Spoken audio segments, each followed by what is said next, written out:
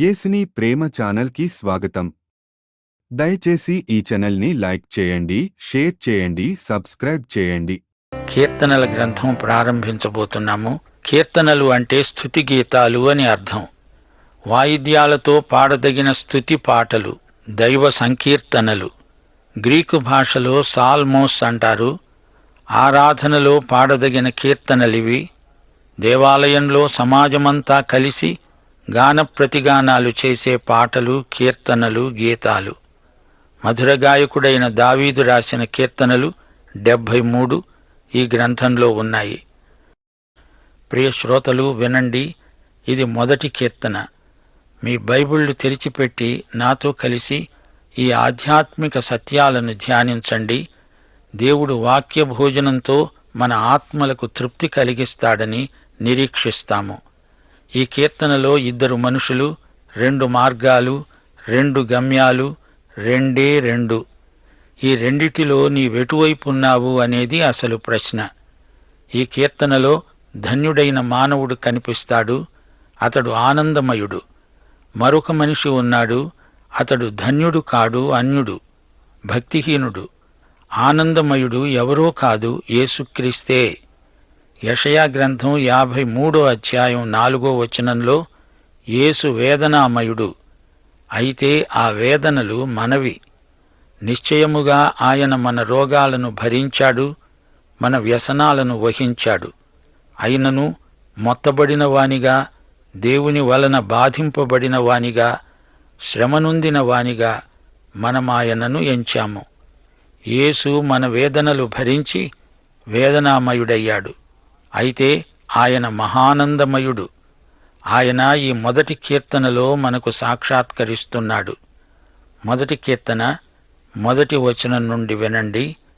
దుష్టుల ఆలోచన చొప్పున నడువక, పాపుల మార్గమున నిలువక, అపహాసకులు కూర్చుండే చోట కూర్చుండక, యెహోవా ధర్మశాస్త్రమందు ఆనందిస్తూ దివారాత్రులు దానిని ధ్యానించేవాడు ధన్యుడు.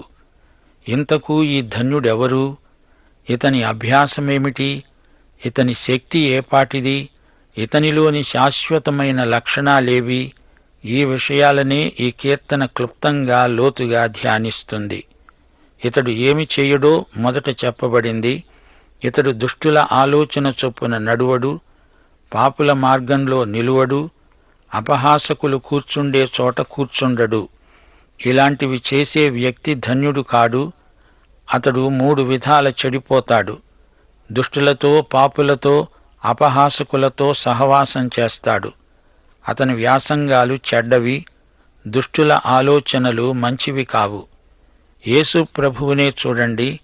ఆయన ఎల్లప్పుడూ తన తండ్రిని సంప్రదించకుండా, తండ్రి ఆలోచన వినకుండా ఏ పని ఎన్నడూ చెయ్యలేదు. ఆయన చేసిన ప్రతి పని, ప్రతి తీర్మానము తండ్రి అయిన దేవుని ఆలోచనపై ఆధారపడింది.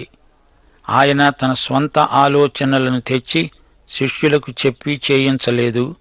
గంటల తరబడి ఏకాంతంగా తన తండ్రితో గడిపి ఆయన చిత్తమేదో తెలుసుకొని ఆ ప్రకారమే తన శిష్యులను నడిపించాడు. మనం విశ్వాసాన్ని బట్టి నడుస్తాము. దుష్టులెవరు? వీరు నిర్దేవులు. దేవుడు లేనట్లే బ్రతుకుతారు. దేవునికి భయపడరు. వారికి దేవుడు లేడు. పొద్దున నిద్ర లేచింది మొదలుకొని వీరికి దేవుడు ఉన్నాడనే సంగతే పట్టదు. తమకు ఇష్టమొచ్చినట్లే బ్రతుకుతారు. ఇలాంటి వ్యక్తులు పాపులతో, తోటివారితో సహవాసం చేస్తారు.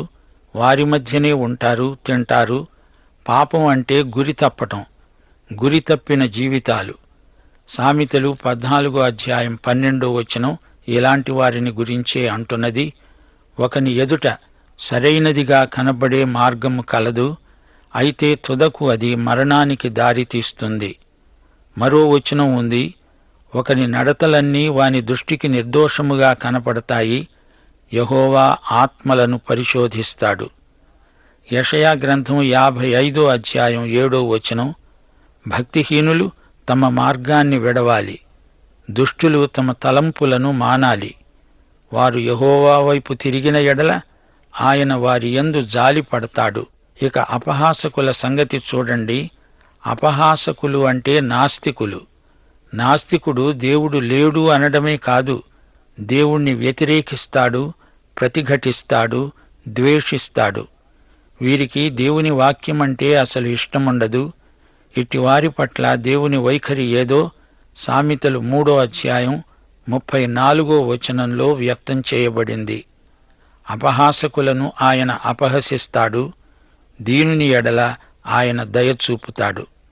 ఇప్పుడు 1 కీర్తన 2వ వచనంలో ధన్యుడు ఏమి చేస్తాడో చెప్పబడింది. యెహోవా ధర్మశాస్త్రమందు ఆనందిస్తాడు, దివారాత్రములు దానిని ధ్యానిస్తాడు. ప్రియ శ్రోతలారా, ఆలోచించండి. దయ్యం ఒక ఇంటిని వదిలిపోయింది, అయినా అది దాని ఇల్లే. దాన్ని బాగా అలికి శుభ్రం చేసి ఉంచగా మరి 7 దయ్యాలను వెంటబెట్టుకుని వచ్చి దయ్యం అందులో తిరిగి ప్రవేశించింది. మొదటి స్థితి కంటే ఈ కడపటి స్థితి మరీ ఘోరమని ప్రభువు చెప్పాడు. అయితే ఈ కీర్తనలోని ధన్యుడు దివారాత్రములు దేవుని వాక్యమందు ఆనందిస్తాడు. దేవుని వాక్యం మనలో సమృద్ధిగా నివసించే వరకు మనం వాక్యంతో నింపబడుతూనే ఉండాలి. 1 యోహాను 5వ అధ్యాయం 3వ వచనం. మనము ఆయన ఆజ్ఞలను గైకొనడమే ఆయనను ప్రేమించడం. ఆయన ఆజ్ఞలు భారమైనవి కావు. మనము కృపచేత రక్షించబడ్డామని చెప్పి ఆజ్ఞలను మీరజాలము. రక్షించబడిన వారికి ఆజ్ఞలు భారమైనవి కావు. కృపచేత మనం ధర్మశాస్త్రాన్ని మించి జీవించగలం. కృప మనలో ఆత్మ ఫలాలు పండిస్తుంది. కృప మనలను క్రమశిక్షణలో ఉంచి పెంచుతుంది, నడిపిస్తుంది. దివారాత్రములు మనం దేవుని వాక్యాన్ని నెమరు వెయ్యాలి, అనగా ధ్యానించాలి. మన జీవితాలను దేవుని వాక్యం యేసు పోలికకు మారుస్తుంది. మనలను లోపలి నుండి మారుస్తుంది. దేవుని వాక్య ధ్యానమే మన ఆత్మలకు ఆరోగ్యవంతమైన ఎదుగుదల. ఈ కీర్తనలోని ధన్యుడికి గొప్ప శక్తి ప్రాప్తిస్తుంది. అతడు నీటి కాలువల ఓరను నాటబడినదై ఆకు వాడక తన కాలమందు ఫలమిచ్చే చెట్టు వలె ఉంటాడు. అతడు చేసేదంతా సఫలమవుతుంది. తిరిగి జన్మించిన ప్రతి విశ్వాసి నాటబడిన చెట్టు. నీటి కాలువలు అనగా దేవుని వాక్యమే. కీర్తన 104 వచనం 16. యెహోవా వృక్షములు తృప్తి పొందుతున్నాయి. ఆయన నాటిన లెబానోను దేవదారు వృక్షాలు తృప్తి చెందుతున్నాయి. చెట్టు ఆకులు వాడవు, అనగా సాక్ష్యం చెడిపోదు. సోదరీ సోదరులారా, ఫలాలు వాటి కాలంలో ఫలిస్తాయి, గాని ఆకు మాత్రం వాడిపోకూడదు. జాగ్రత్త. దుష్టులు అలాగున ఉండరు, గాలి చెదరగొట్టే పొట్టువలె ఉంటారు. కాబట్టి న్యాయ విమర్శలో దుష్టులు, నీతిమంతుల సభలో పాపులు నిలువరు. నీతిమంతుల మార్గము యెహోవాకు తెలుసు, దుష్టుల మార్గము నాశనానికి నడుపుతుంది. దుష్టుల అంతము నాశనమే. యోహాను సువార్త 10వ అధ్యాయం 10వ వచనంతో ఈ పాఠం ముగిస్తాము. యేసు అన్నాడు, నా గొర్రెలకు జీవము కలుగుటకు, అది సమృద్ధిగా కలుగుటకు నేను వచ్చి ఉన్నాను. దైవాశీస్సులు. దయచేసి ఈ ఛానల్ని లైక్ చేయండి, షేర్ చేయండి, సబ్స్క్రైబ్ చేయండి.